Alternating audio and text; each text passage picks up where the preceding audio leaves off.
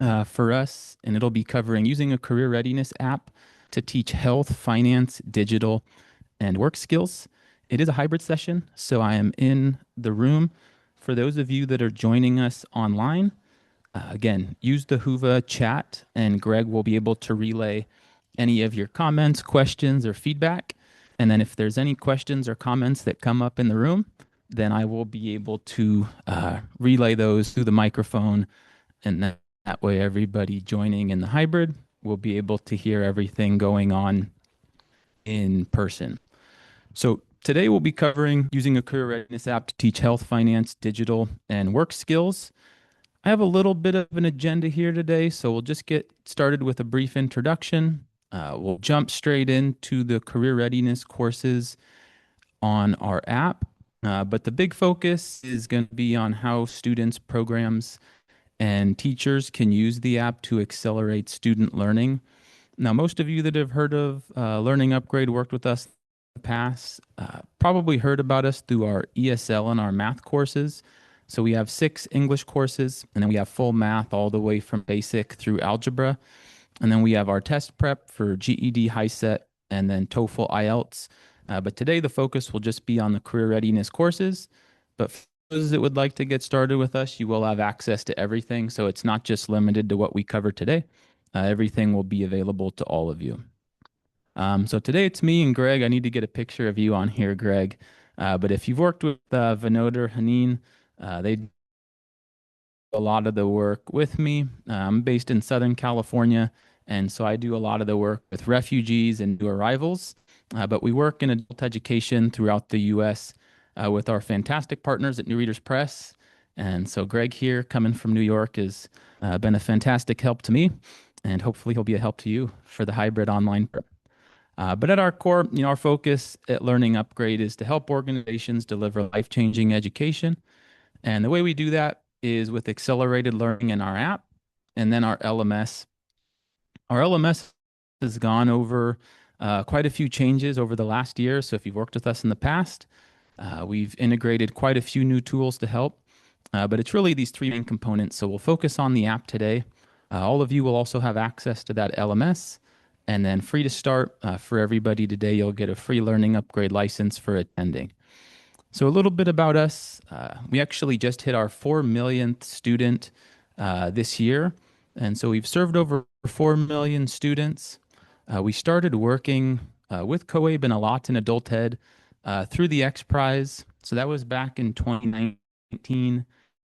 And the Barbara Bush Foundation had a $7 million prize for any programs that could get measurable growth in English using an app. So long story short, after a 2-year competition there, we were the co-grand prize winners. And the big reason for that is we did really well with ESL students, which is our core focus in Southern California and throughout the United States. It's a great solution for all ages. And so we work with students that are in their early 20s, but we also work with a lot of libraries that are working with senior citizens. And so a lot of programs, when they hear the word app, sometimes they think there might be a little bit of a difficult learning curve or digital training required for students to use it. But a big part of our R&D is dedicated to usability. So it's not just on curriculum, it's not just on content, it's making sure that the interface is one that's easily accessible for all learners. And that's not just in the content, but also for the onboarding, making sure it's easy for students to get started with any smartphone. And so we go and buy prepaid phones at 7-Eleven. We order the cheapest Amazon Android phones we can find. And we know that a lot of our adult learners, especially for our new arrivals and refugees, they'll be using phones in shared settings. So maybe one phone for an entire family. Sometimes it's hardware locked where you can't update the software because it's a 10-year-old phone. So we do our best to make sure everything's backwards compatible so that there's no technology barriers for students that are able to access this. So essentially, any web-enabled device you have at your program, whether that be a computer, Chromebook, tablet, phone, will be able to access our content. It's also standards-based, so we have all of our alignments, our crosswalks, and that we work closely with New Readers Press. and with them as well. So we'll talk about the app today, but we also have print materials available. So for those that are interested in print materials, we have tandem workbooks for our work life skills and digital literacy. And then we provide crosswalks, so for our English and math content, to the print materials with New Readers Press. And then that last one there is I will briefly cover our English math test prep, but again, today the focus is going to be on those skills. So getting started with job skills and career readiness, this is a topic that's kind of been spoken a lot about over the last 5, 6 years, but especially in the last year for a multitude of reasons. First and foremost, everyone is seeing just how much the fast advances in technology are changing the face of employability. And so there's a lot of jobs that were available over the last 3 or 4 years that no longer exist. And now everybody's saying those jobs are going to disappear because of AI. Those were a lot of the same people that were saying that everybody should go into coding 3 or 4 years ago. And now a lot of the coding jobs. So, being in development, we're on the front lines of a lot of the new technology. We spend our days coding every day. We work with development teams. And despite a lot of the fear mongering, there's a lot of opportunity. And a big part of that is going to come down to skills and training. And your programs do a fantastic job of that. But one of the things we see is that the bridge between students being able to access a lot of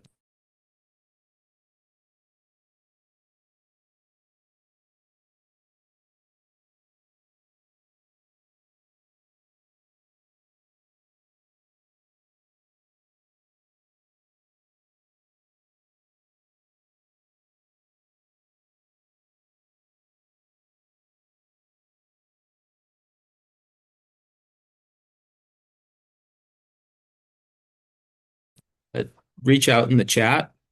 And yeah, Zoom doesn't seem to like that. Okay. No one said anything?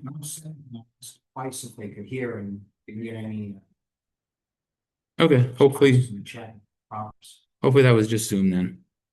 And yeah, so that's the biggest gap. So they have 12,000 refugees. They have fantastic vocational training, fantastic repatriation programs, but a lot of their students are pre-literate or just beginning their journey in English and math. So they use Learning Upgrade as a bridge, and I'll be able to show you a little bit of that later. But what they're finding is that Learning Upgrade is giving them more students that are able to take advantage of their vocational training in their programs. So yeah, education institutions are preparing students with knowledge for jobs that are changing very, very quickly. And career readiness aims developing key skills. So a lot of that is technical hard skills, but a big part of that, and I think all of us are seeing this, is in the soft skills, a willingness to learn new things, adaptability, ability to take on new tasks, and learn new technologies as they arise. So we need to prepare students for the road ahead, and that's in career and self-development. So 20 or 30 years ago, a lot of people looked at career as something that you started when you were younger and you were able to stick with that through retirement. And ideally, I think a lot of people would love that. But the reality is just that there aren't a lot of jobs that will provide that level of stability with the rate that things are changing. So students need to prepare for that. But there are skills that transfer from job to job. First one I mentioned is always adaptability, flexibility, and the ability to learn. Communication, despite all of the technical advancements with learning models, humans still interact with humans. And I just don't see that changing. I don't see a future where we don't have in-person teachers as the most valuable asset to students. Even a lot of the interactive tutor-based local learning models don't really do for students what a human being can do. The emotion, the ability to read a student and provide feedback in real time. Critical thinking is another one. And I think we're seeing this a lot with some of the studies we've done in the groupthink that goes on with over-reliance on tools like ChatGPT. So if every question that comes into your mind gets fed into to something like ChatGPT, we're all getting the exact same answers back. And you're never actually thinking about the question. You're just throwing the question into a query, you're getting an answer, you're running with that answer, and you're not actually thinking about the answer that's being provided. You're not being tasked with asking questions about the sources or where it's coming from. But more importantly, there's a real value to wrong answers. That's what makes everybody unique, everybody different. Now, obviously, in mathematics, there are right answers, but when it comes to opinions, when it comes to sourcing information on ideas and worldviews, if ChatGPT is what's providing answers for research papers and things like that, the critical thinking is going to be a real tool for the students that hone and develop that. Also, leadership skills. Leadership is going to be very important in providing that. Professionalism. So this is one of those things in the past we worked with Tyson Foods. We work with Global Pacific Resorts, which is a chain of hotels like 18 in California. And professionalism, teamwork, those are big ones for their employees. And a lot of the times it's soft skills. So we were working with a group of Haitian refugees in Florida, and there's little things, there's differences in time management. And so if somebody says a meeting starts at 12, culturally, some people might say, hey, it's okay to be there at 12:05 or 12:10. Whereas in most workplaces, if the meeting starts at 12, let's be there at 11:55. And, again, these are just soft skills that we cover and work-life skills that really help especially with the new arrivals. So this is a look at the app courses that are available. Again, today we're going to be focusing on a small subset in the skills, including our new health upgrade. But all of you that are here today and online will have access to everything.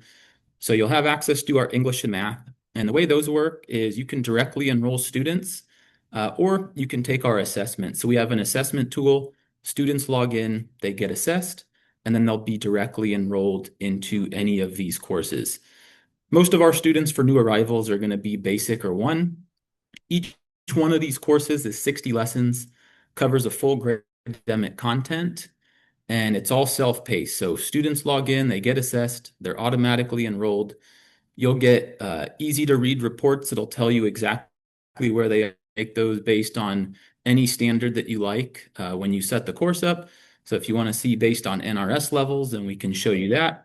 And the reports will be detailed all the way from assessment up to full completion. They'll earn certificates for each one of these. And again, yeah, English and math will be available. Won't be covering that today, but you will have access to it. So to get started, we're going to jump into work-life skills. So work-life skills are a skill set that if you were to ask a lot of people, they have a general idea of what they are. But it's nice to provide a little bit of a definition around it to crystallize kind of how we approach our course. So these are the soft skills needed for success on the job. So you provide the technical training to get the job, but now how do we keep the job? How do we advance in the job? How do we make sure that our managers are happy with our performance and the way we're interacting with our colleagues and coworkers? This also helps at home and at school. So the key ones are communication, teamwork, and self-awareness. So people, a lot of our workers have hard skills for the technical knowledge. They were trained up, but then the soft skills that are needed to succeed in the workplace can sometimes be lacking. So this is something we worked with GPR, Grand Pacific Resorts, with a lot of their frontline staff on. They would go through all of our English and they said, fantastic, you've improved their English skills up to full proficiency. Now we'd really like to have a skills course that we can have them go through for interacting with the clients on the job. So teamwork and communication. We also have lessons on resume writing, interviewing techniques. We also have, what it's like to accept a job offer.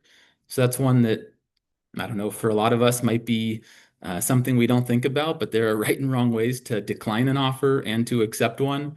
Interacting with managers and coworkers. So in this, we get into different communication styles. So if I'm going to send Greg a text or Dan, who I texted this morning, I've known them a long time. I can do short text. I can throw in a couple emojis. We can have fun. We can tell jokes. If it's my first week on the job and I'm interacting with my manager, it's going to be a very different style of communication. I'll be using complete sentences. I might not even be texting unless they've asked me to. It'd be probably a more formal email. And so it's important to understand when you use certain communication tools and how you interact with those. Conflict resolution is a big one. So that's in the job market. And then in the classroom, we cover time management, education planning. So this is a big one, especially with all these new skills that are needed. A lot of our new arrivals or students that haven't been in formal education for a while have never actually created a roadmap for their education. Maybe they dropped out of school, maybe they graduated high school, and it's been 10, 15, or 20 years.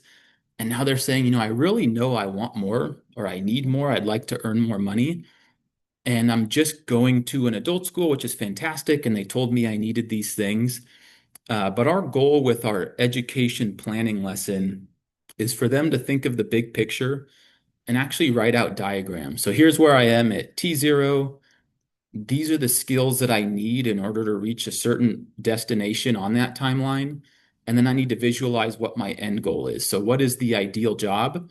And it's really important to diagram and see what all of that looks like.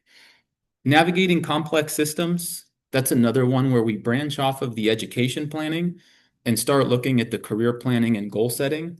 And that's where this work life dovetails into financial literacy, because those financial skills are a big part of being successful once you do attain that job. So it's a 30 lesson course here. Again, our English and math are 60 lesson courses. For our work life, it's a shorter 30 lesson course. It's app-based, but again, it's available in the browser as well. And we can get into what makes it different. So for those that haven't used Learning Upgrade, we use songs, video, and games to teach. So a lot of our teachers will look at it and say, why on earth would you do that? And it's from feedback from students, but it's also important to see how they're spending their time outside of the classroom. So if you have a captive group of students in a classroom, you can do your full lesson, which is fantastic. They're there. But when we're providing supplemental tools like what we have, students are going to be working at home. They're going to be working when their kids are at baseball practice, maybe on the bus to work, but they're going to be fitting this into their time outside of the classroom. So what's competing for their attention? Well, everything is short form media these days. So they can very quickly open up TikTok and scroll through 100 videos in about a minute that are 10 seconds, that are built on engagement, grabbing their attention with music, with dancing, with things that are probably a little bit on the silly side, definitely not professional. Same thing with Instagram. Everything's moved away from photos and is now in reels and stories. So again, short-term attention span, a lot of dancing, a lot of silliness, a lot of music. Even YouTube has moved away from long form videos and into shorts. And we find that on our YouTube channel, we have like 23,000 subscribers there where we post our music and do shorts. And it used to be, and still today, teachers love our landscape videos. They're 2 or 3 minutes. They plug them into their lesson plans, and it's fantastic. But for the actual YouTube user, they much more prefer our shorts, which are shorter 30-second clips. So we're not going to do our lessons like TikTok or shorts or reels. But I say that because if we're just providing them a 40-page black and white PDF on their own time and saying, we'd like you to go through this, while the other things on their phone are asking for their attention, that's a hard battle. So we use songs, video, games, and animation. That way, when they are on their phones, we can keep their attention. We use different genres of music, and we try to keep things engaging so that they stay locked in and learning.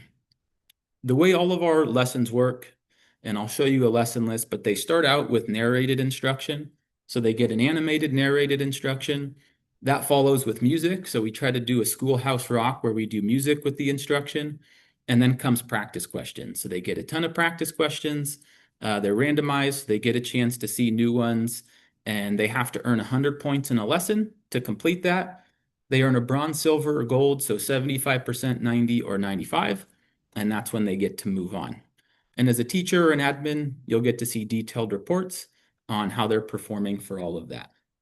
So our English and math Those ones are structured and sequenced courses. We find that they need to do lesson one in order to understand lesson 10. Uh, Work life skills and our other skills courses are not like this. So these are unlocked by default. Students can play 1 through 29 in any order, or as a teacher, you can assign these based on whatever your lesson is for the day. And then 30, that's the final challenge, and that'll be a cumulative test of everything they've learned from 1 to 29. But we do try to scale it so if they are going 1 through 29, there's a flow to the content. So we jump in with ones that are a little bit easier. So communication basics, work ethic and perseverance, adaptability, critical thinking, and then we move our way up to the ones that our students tend to find the most difficult, especially for skills with interviewing. So skills for active listening, things like I'm doing today, presentation and speaking. I think for a lot of our teachers, when you ask like, what's the toughest thing for your students? And this goes back to me. I remember in fifth grade, the first like real public speech I had to give in front of a class, and just the anxiety and thinking about it for 4 or 5 days, and you're sitting at your desk and your stomach's turning, and then the teacher calls your name, Drew, you ready to go? And it was not a pleasant thing. And with public speaking, the more you do it, the easier it becomes. And eventually you realize that it's just a conversation, whether it's one or two people or 200 people. And I was fortunate I got to play college football, and there you're in front of sometimes 70 or 80,000 people. And the scales go up, but the anxiety always finds a way to multiply. So if you kind of hone in on those skills you develop in small groups, then it really works well. And that's big, I think, for developing leadership. So for your students, they can start small, work on these skills, and then build from there and hopefully advance to leadership roles in whatever jobs they take later on. Education planning and career planning, which we talked about, resume writing. This is a challenging one, especially again with tools like ChatGPT, where you can feed in your resume and it'll spit something else back. There are some companies that are okay with that. I mean, I hate to say it, but almost every HR company that we reached out to talk to is using AI screening to take resumes in. And some of them that use AI tools to screen resumes will tell people they don't want them using AI on the resume itself. So it doesn't make too much sense to me, but given what it is, learners need to know when you're putting a resume together, you want to do this with the help of these tools, but the final version should be coming from you. So we just give some skills on putting those together, highlighting your best attributes, and then we jump into interviewing. And this is probably the most important part of getting a job today. Interviews are becoming much more difficult to get just because the number of applications for every job has increased as job applications have become frictionless. This is the same thing we cover in financial literacy. Everything about the modern economy is making transactions frictionless. So if I can go on my phone, press a button, scan my face, and buy a $5 coffee, it's a pretty easy thing to do. Taking an actual $5 bill out and having to pay for it, you think twice about transactions. Same thing when you're on Amazon, when it's buy now and your cart is already loaded, it's a one click. Doesn't matter how much it costs, but you're buying it instantly. Taking $200 or $300 out for whatever it is you're buying, the psychology of interchanging currency for objects makes you spend less. And that's an important one for all of our lessons, is just realizing that's the way things are going. AI is not going to be making things, more difficult. It's going to make them easier. But that really requires you to stand out. And so if a job application is getting 10x submissions, your resume has to be better. When you do get an interview, you really need to nail it, because there's a lot of people that can fake a resume or use AI tools to optimize theirs. But when you do get an opportunity to speak with the people doing the hiring, you can set yourself apart very quickly by the way you present yourself, the way you speak, the way you interact, and then the ability to convey your skill set. How do you get interviews? Then we get into networking. And so that's another difficult one for a lot of people, is how do you put yourself out there, make strong bonds in your workplace, People that you're working with, now more than ever, references have become really important. It used to just be, hey, leave 3 references, and they'd call them long after and hope a few were good. And in some jobs, that might still be the case if there's high demand. But for ones with a lot of competition, you want to make sure you're nailing all of those things. And then we get up into the navigating systems, eliminating bad habits. The easiest one that we heard a lot from teachers is punctuality, time. And that one we cover in 2 or 3 different places. Effective writing skills, decision making, and then the final ones are on initiative and motivation, organization skills, integrity and honesty. And that's a really big one. If you lie one time to a manager, it's very difficult to gain that trust back. And that manager is usually the one that'll be on your reference sheet for the next job if that time comes. So this is our work life skills. Again, students work through 1 through 29 and then have a cumulative test on lesson 30. We do have a tandem workbook, and so at the New Readers Press booth, we have print materials. So if you'd like to take a look at some of these, we do have quite a few programs that go through the app, and students can do that. And then in person, they can, work through the workbook. So At Mario's Pizza. Sorry about that. I have a quick lesson here so you can get an idea of the teaching and what that looks like. At Mario's Pizza, the employees use teamwork to make sure the job is always done well. Alex and Marina work in the kitchen while David and Angelique work as servers. They all are skilled in their roles and always trust each other to do a good job. When the restaurant gets busy, they always communicate clearly and respectfully to each other without getting frustrated. Daniela is the manager who is always motivating the team and helping where she is needed in the restaurant. She reminds the team of the goals they are working towards and rewards them with parties or group events when goals are met. Good teamwork skills will help everyone to work together to the best of their abilities and get the job done.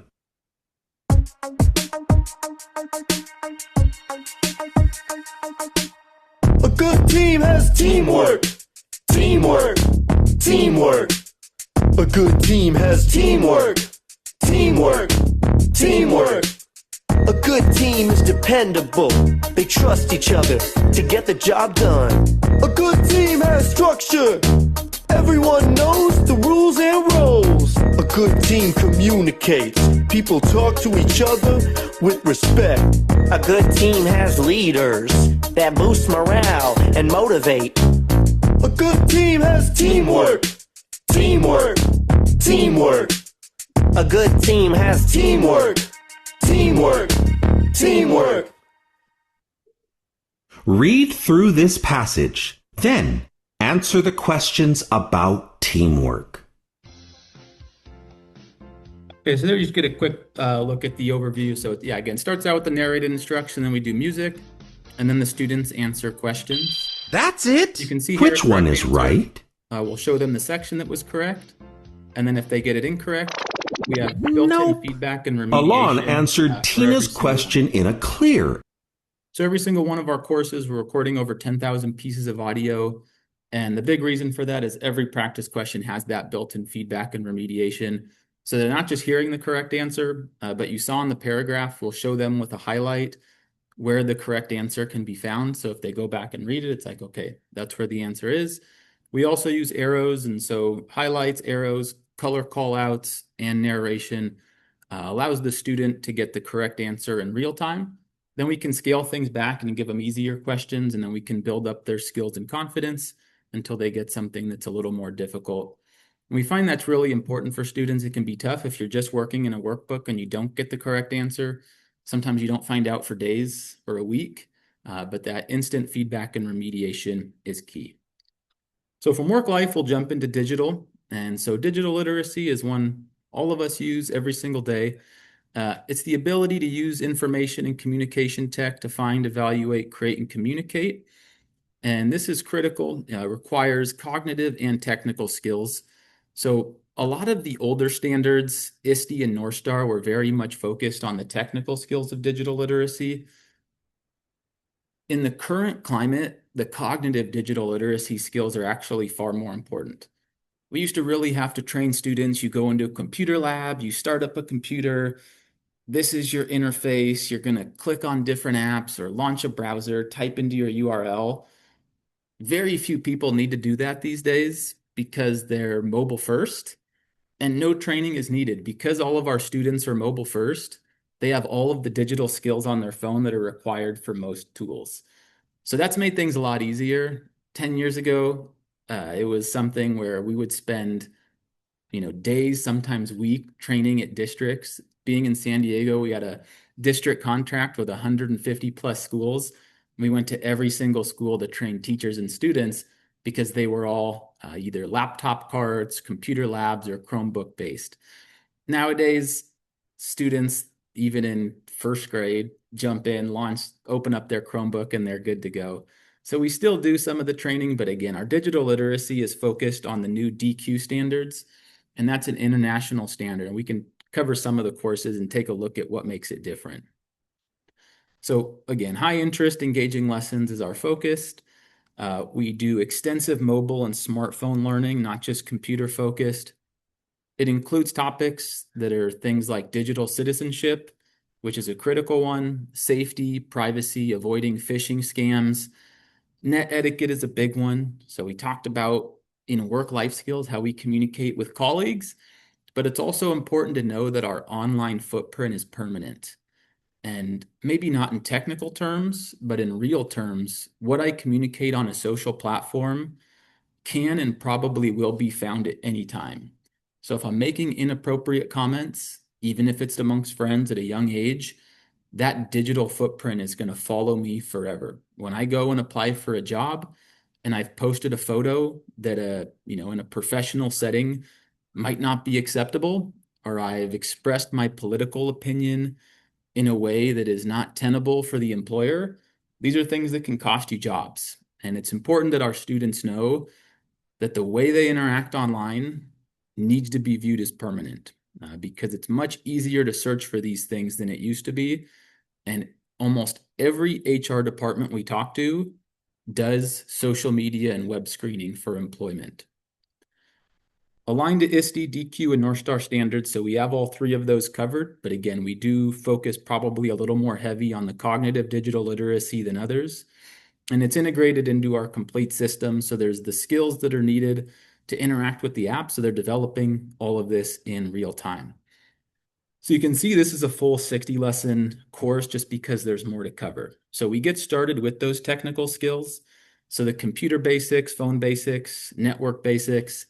Then we jump into skills that are going to be an introduction to tools needed for adult ed and elsewhere. So we do a deep dive on Excel and Google Sheets, things like Docs and Microsoft Word. We work on data organization. So simple things that, again, all of us have done with a computer is we, have, whether it's Mac, PC, or Linux, there needs to be some file structure. And it's crazy to me because I'm a little bit older, I'm 40, but I talk to 20-year-olds and they have no idea what file structure is because they've only been on a phone. And so there's no concept of organizing that on a computer. They get started on a computer like, what is going on here? So we cover that just because, again, these are things we might take for granted using computers almost all of our lives.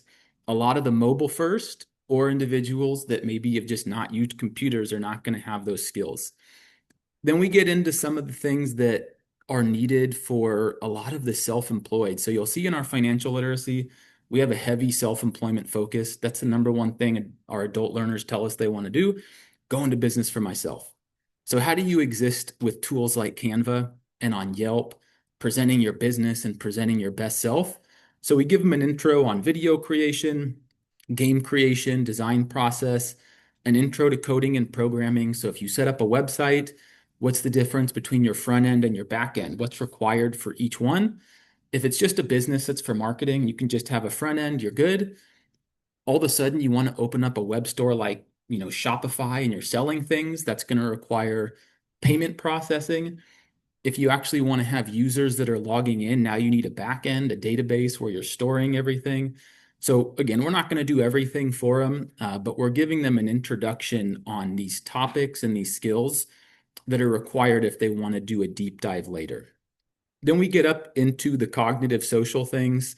So collaboration, net etiquette, digital identity, video conference. After COVID, all of us had to do Zoom for 2 years is like our whole existence.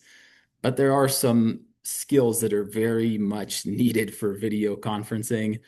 Chat rooms aren't as big anymore, but how you handle yourself there. Social media, most of us are familiar with this, but you'd be surprised a lot of the adult learners we talk to, the difference between a hashtag and a handle. Again, if you're going into business for the first time and you want to promote yourself on social media, it's important you pick the right handle. Like your handle is your business. And then you want to make sure you're hitting the right hashtags. These are the categories and the filtering for these platforms. So we get into that. And then online scams, dealing with strangers, cyberbullying, protecting your personal info, things around privacy laws and engagement. And then the top ones, we do a brief intro into artificial intelligence. We're actually building a new full 10-lesson course just on this because it changes so quickly, and that'll be available later this year.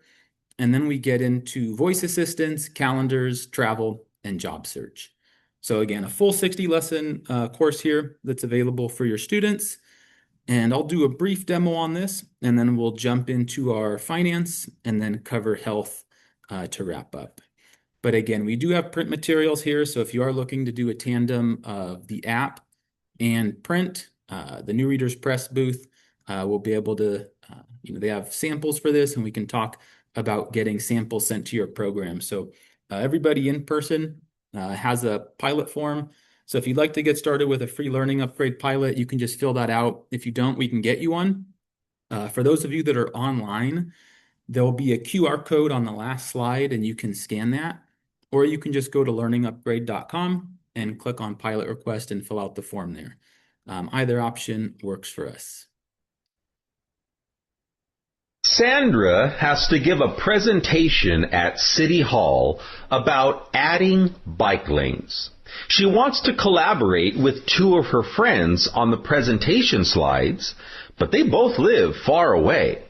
They all have internet access, but she cannot access the internet at City Hall.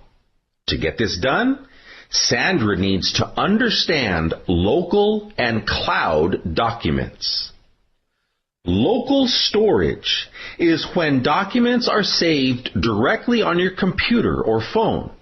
You can access those files quickly and make changes without internet access. I'm going to skip ahead here just so we have enough time, but that's a big one, even in the workplace. Cloud versus local, and then share versus send. So we talk to students, okay, you're on your phone.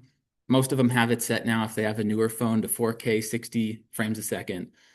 Those are big videos. And so, yeah, if you have a fast connection, it's really easy to, view that on your phone. But if you want to share it for a project, it can be difficult for somebody to receive that. So in that case, share versus send, you don't want to send it. You want to share a link. And then that way they can click on it and download it when it works for them. Same thing with cloud versus local. If I'm working on this presentation, I have it on my computer at home. If it's local and I show up here and I have to use someone else's computer, I'm completely out of luck. For CoAbe, this is a hybrid session, so you can see that I have this computer, it's not mine. And so in that case, I wanted it in the cloud. So I have it saved in my Canva account. I can show up, my laptop's in the bag, I log into my account, and I can do the exact same presentation. So it's important for students to know when they should use each one. Okay, so now we're going to jump into our financial literacy. And this was another course that was requested by a lot of our adult ed programs. They go through our English, go through our math, maybe a test prep, some of the work life and digital. And one of the really difficult things about the United States is the sheer volume of predatory financial institutions that go after low literate adults and our low income adults. Payday loans, high interest credit cards, high interest car loans where they continue to extend the terms, where now we're giving out like 10-year car loans with high interest. And if students don't understand the difference between principal paid and interest paid over time, they're going to have a really difficult time with these decisions. So we put this course together to make sure that we're not just helping them and assisting programs get students employed, but then when they do start making money, they're not going to fall victim to the predatory lending and other scams that are out there. So financial literacy, it's that ability and knowledge to understand and demonstrate financial skills. That's a key thing. Knowing about them and understanding them versus demonstrating is something I think all of us struggle with. I think everybody is, probably up to speed on budgeting, but it can be easy to do a little retail therapy, maybe when we're stressed out. At least I'm guilty of it. And these skills are going to include the core topics of earning, saving, investing, borrowing, budgeting, and asset protection. And these principles provide a roadmap for sound money management, short-term and long-term. So short-term, these are the actions we're taking today. Long-term, goals we're looking for. So maybe I want to save up to buy a house, saving up to help kids with college. Maybe I'm working somewhere now and I'd like to start my own business. I need to save money for that decision. So financial literacy skills means having the confidence, knowledge, and skills needed to make financial decisions that promote financial self-sufficiency, stability, and well-being. And these skills include the ability to effectively locate, evaluate, and use information, resources, and services to make informed decisions about our financial obligations, the bills we can't avoid. What day is it today? 2 days away from tax day. So our tax obligations, budgeting, credit, debt, and planning for the future. So everybody knows financial literacy is important, but why is it more important today than it used to be? Well, as we talked about with frictionless payments and just the sheer volume of scams that are out there, we know that people with financial literacy proficiency are less vulnerable to fraud, Ponzi schemes, predatory lending, high-risk investments. I think we all saw that a couple years ago with a lot of the cryptocurrency. I don't know if any of you had friends that were constantly hitting you up. I'm making millions, you have to invest. And then all of a sudden there was that big crash and they lost everything.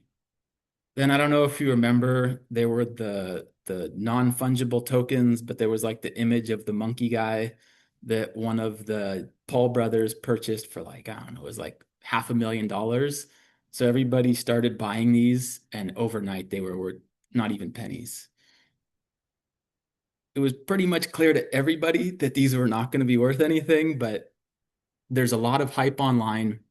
TikTok is a big driver of this, I found. Asking to a lot of students, like, why did you think that cryptocurrency was going to make you a millionaire? So it's a lot of the same thinking with the lottery. A lot of students come from backgrounds where resources were very difficult to obtain.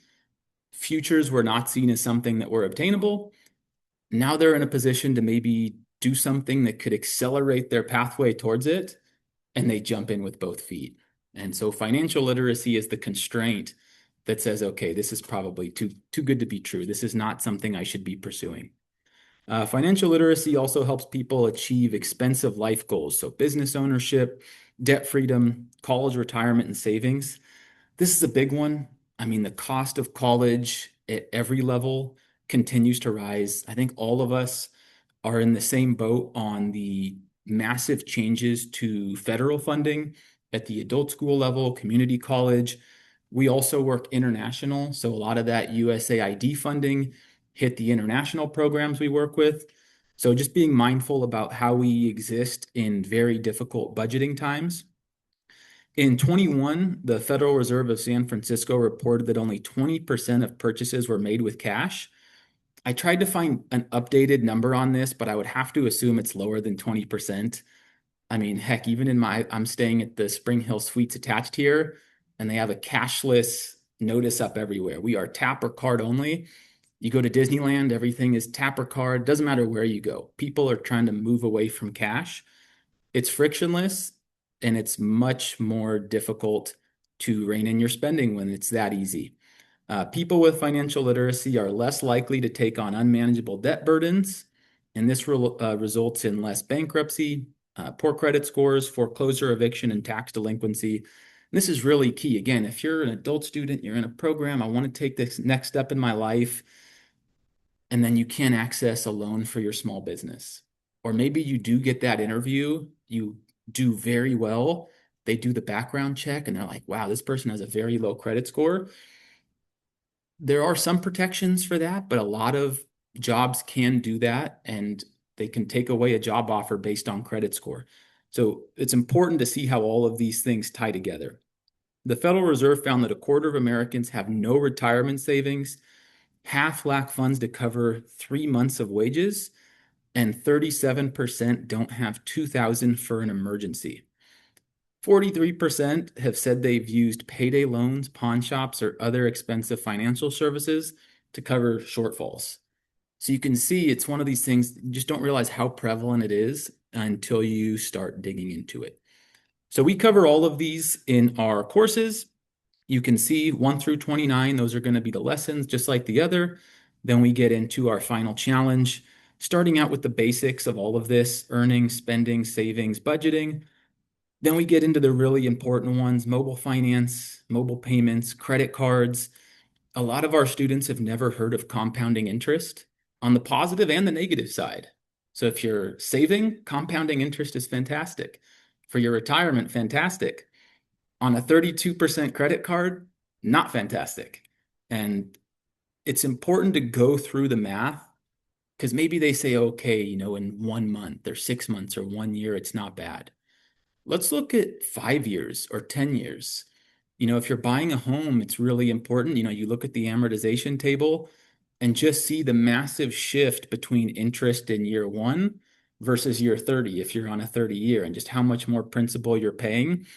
And then flip it for a credit card and just see how the interest continues to grow on the other tail end there. So we cover all of that. Practice questions here are going to be a little more involved. So you can see how we do that. If they're putting together a budget, needs, wants, and goals, we want their actual budget versus their budget. We want to see what happens when health insurance increases. We take a look at, when they're purchasing homes. We also have them go through exercises. I'm going to buy a new car. They're running a background check. What does that do to my credit score? I missed a payment on my credit card. What does that do to my credit score? And we actually have their credit score changing in the app in real time. So they can see how all of these decisions impact credit score, which none of us control. There's 3 agencies in the United States that manage this, and pretty much any financial decision we want to make will be dedicated by them. Let's plan your finances. 50, 30, 20. Got to spend your money wisely. 50, 30, 20. Got to spend your money wisely. Take 50% of what you earn and spend it on what you need. Like paying for your car and your home and your bills and your food and your groceries. Then 30% of what you earn goes into what you want. Like entertainment, buying clothes, or fancy restaurants. The last 20% is set aside for your financial goals. Savings for an emergency fund, pay debts and investments, now you're done. 50, 30, 20. Got to spend your money wisely. 50, 30, 20. Got to spend your money wisely. Yeah. We've had students reach out and say, hey, when I was about to make a purchase I didn't want, I started singing that 50, 30, 20 song, and that one did not fit into any of those. So I said no. All right, so that's financial literacy. And the last one I'm going to cover is health literacy. And this is, again, tying everything together. Health is wealth. And in a country that does not provide healthcare to all citizens, it can be very expensive.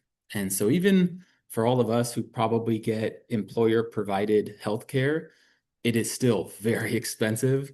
Deductibles are high, care is high, and if you are not healthy, it can be a massive drain on your finances. But also because we don't have the same worker protections that are available elsewhere, if you do get sick, you're not guaranteed employment. You can lose your job for, being out for a month or two. And that is especially the case for our low income workers. So for our hourly workers that might be working fast food, if you miss 2 weeks because you're sick, or in some cases taking care of a child, they can lose their job with no repercussions on the employer. There's no federal or state protections in many areas for those individuals. So when we cover health literacy, it's not just like a basic, hey, let's eat an apple a week or whatever it is. Our goal is to really provide them with a foundation of navigating a very complex system. So we do cover some topics that are universal, but it is a very US focused course. And that really is going to prepare the students for what to expect here. So health literacy, just to provide some context around our development, it's the ability to find, understand, and use information to make informed decisions about your health. And that goes beyond simply reading medical instructions or knowing health facts. A person with strong health literacy can navigate a complex healthcare system, interpret test results, and tying this into digital literacy, when's the last time any of us were able to do anything with our healthcare without being online? Scheduling an appointment, usually in an app. Viewing results, usually in an app. Getting information from the pharmacy, usually in an app. And so digital literacy is important, which is, why we do all four of these together. This skill helps individuals take charge of their well-being, prevent illness, and manage ongoing health conditions more effectively. So in the modern times, health literacy is essential for making safe choices in areas like nutrition, exercise, disease prevention, and medical care. So one of the big ones is information resources that we focus on. I'm on Instagram, and the amount of, my friends, we call it bro science in health.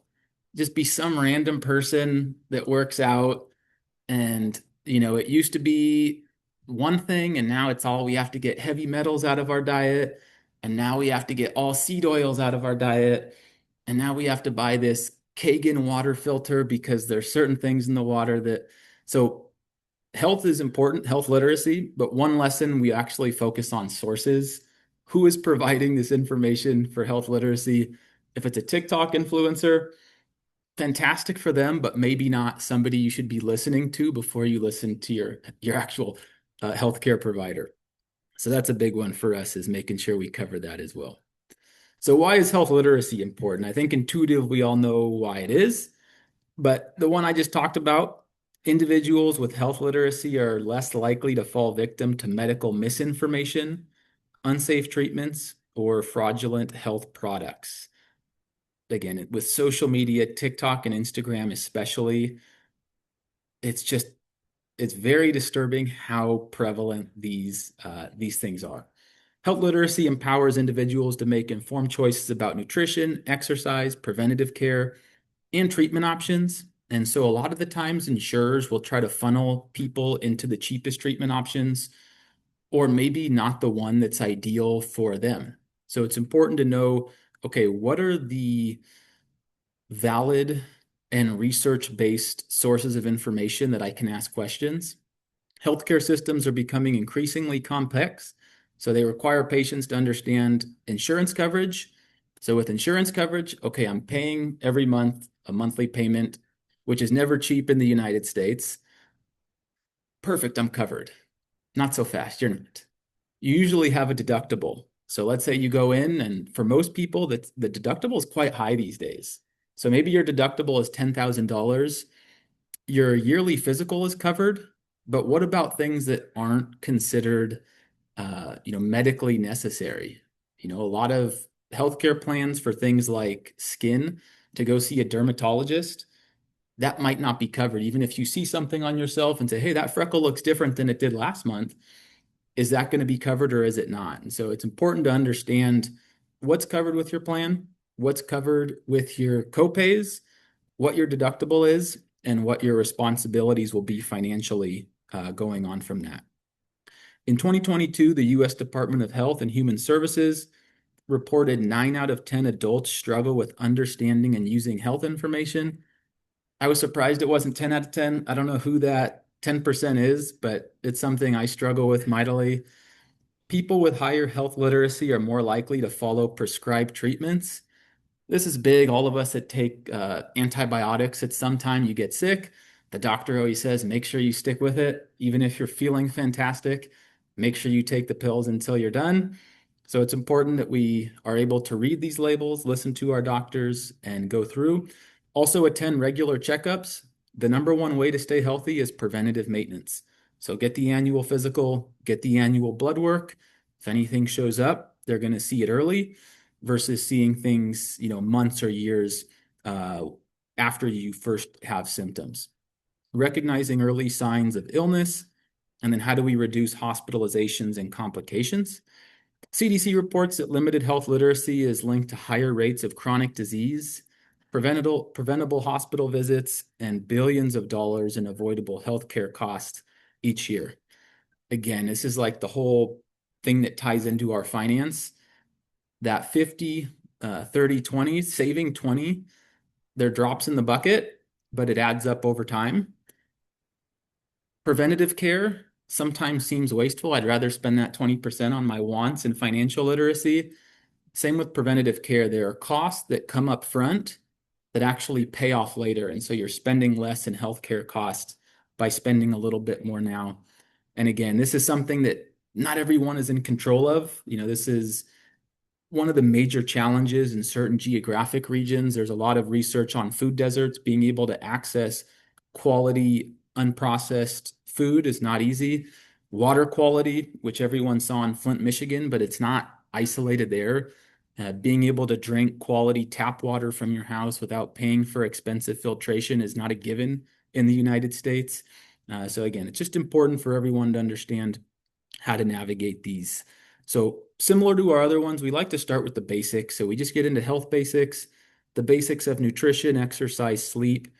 Relaxation is a big one. It's one that probably wouldn't have been covered 15 years ago, but the amount of research on relaxation, mindfulness with practices like yoga and meditation, how important that is for decreasing your cortisol levels and just how cortisol levels, really drive a lot of the health difficulties that people are facing these days. Personal hygiene, oral hygiene is a big one. Somehow teeth are not considered health in the United States. So you have healthcare, then you need dental insurance, and then if you're lucky, you might have optical. I see quite a few of you wearing glasses. I have a double astigmatism, and yeah, I get to pay for that. My eyes are not included healthcare, so it's important to understand that you do have to cover that usually on your own. Mental health is another big one. And so we go through strategies and really just getting students introduced to the topics around it. We don't go deep dive. We try to avoid, what would be considered, triggering topics because that does require a professional. And so we don't get into anything that would create triggers for students that have experienced trauma. Our goal is just to let's cover an intro into mental health. For those that do need professional mental health assistance, they can pursue that on their own. Child health is a big one. Sexual reproductive health. This is one we got in trouble with. So we work with 15,000 students in Afghanistan and about 20,000 in Syria. And when we came out with this course, they're like, you have to turn this off. Like women's health is a no-go. Maternal health is a no-go. Sexual health is a no-go. And we're like, it has to be in there. Like health, women need this as well. So yeah, that was a difficult one. In the United States, we haven't received any pushback, fortunately. But that is one, if you do serve students, new arrivals and refugees from countries where this is not traditionally taught in health, it is something we can turn off now. So if you would like us to say, hey, those courses or those lessons aren't going to be included, just let us know. But by default, everything will be included.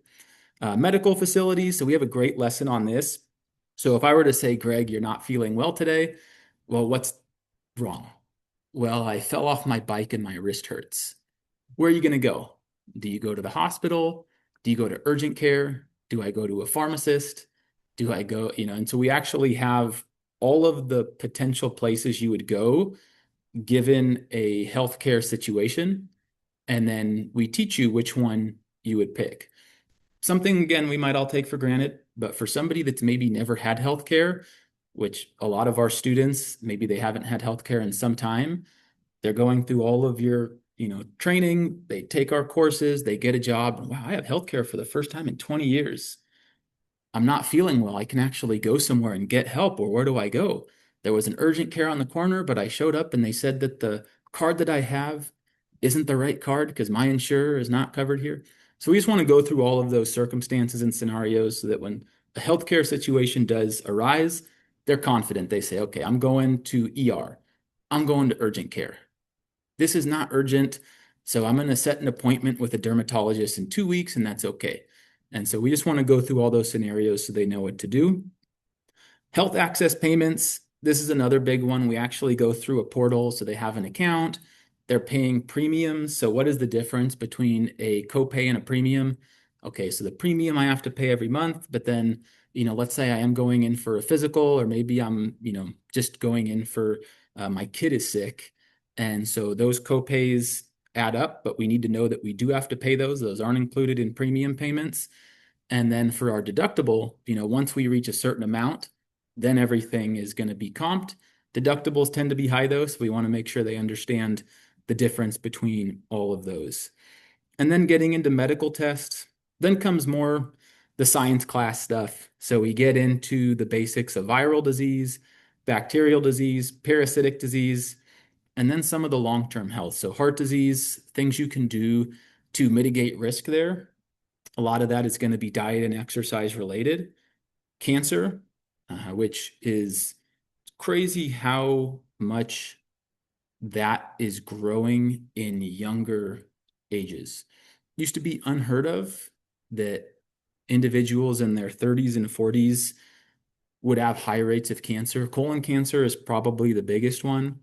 My cousin passed from it a few years ago, and a friend of mine about 6 months ago declared stage 4, like the healthiest guy you'd ever see, played basketball every day. And big one for him though was he was having symptoms 9 months before. And there were so many things he could have done, but he didn't have health insurance, so he didn't go in. And now he's fighting for his life at the end there. Big one is information, and he spends a lot of time talking to people. He has a very big social media following, kind of documenting how he interacts with his family. And he's like, everybody, if anything shows up, go in, go in, go in. So yeah, understanding cancer, how it works, symptoms and treatment. Respiratory disease, diabetes is another big one. Type 2, especially in the United States. And how do you live with that? How can it develop? Immunization, climate change. And with climate change, we don't too much of a deep dive. We know it can be political. And so our focus on climate change is not dealing with the political climate around it, just the reality of it. And so with the changing climate, it's getting warmer in certain areas.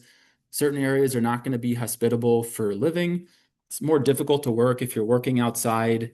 The volatility in weather and how that it can impact your health.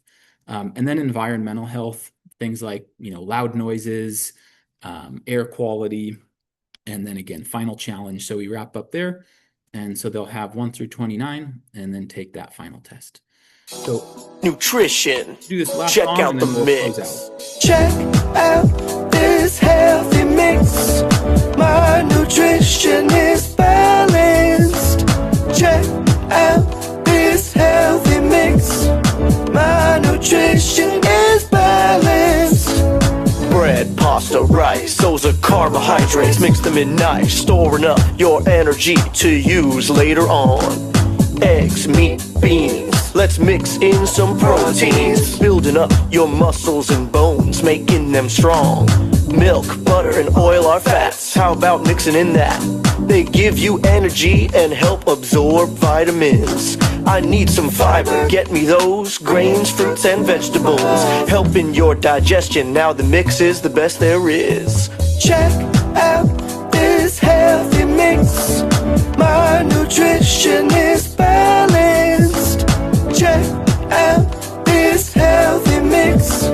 My nutrition is balanced. All right, so as I mentioned, everyone in person, you can just fill out your pilot form if you'd like to get started. You'll have access to all of our career readiness courses, as well as our English and math if you'd like to do that. Free training as well. We can just set up a Zoom session to go over things. And the way it'll work is, usually that pilot, we want to get started on a 3-month period. COIB is a little tough in April. A lot of programs go for the summer break. So if you'd like to get started for summer, no problem at all. We can get started now. If you'd like to delay things and get started when you're back for fall, no problem at all. You can just let us know on the pilot form and we'll be able to handle things accordingly. In the training, we can cover your deployment model. Everyone's different. We work with libraries that have 500 people on their waiting list and they want to use this as a tool to address that. Most are going to be blended, so they have in-person instruction and then Learning Upgrade is a supplemental tool. Fully remote, we do a lot of 2Gen with new arrivals in Southern California and elsewhere. And then learning circles, so we build out WhatsApp communities. Students can share ideas, we have prompts and things like that. So again, free to start. Everybody can get going in April, or if you'd like to start in September, and then we can continue the conversation from there. And so I'll actually go back to the very first slide. The QR code you see on the screen, if you are online, you can just scan that with your phone. If you have a mobile device with a camera on it. Otherwise, go to learningupgrade.com, click on pilot request. You can fill out the form there and we'll be able to get you set up. So thank you everyone for attending in person and then those that attended online. Feel free to reach out to me. You can reach out to me directly. It's just Drew, DREW at learningupgrade.com. If you have any additional questions, I have my business cards here for those in person. For those online, again, Drew, DREW at learningupgrade.com, and I can answer any additional questions that you have. Enjoy the rest of the conference, and tomorrow I'll be doing a presentation bright and early at 8 a.m. on our GED and HiSET courses. So if you do have an interest in that, feel free to join. Otherwise, thank you for attending this one and enjoy the rest of your time.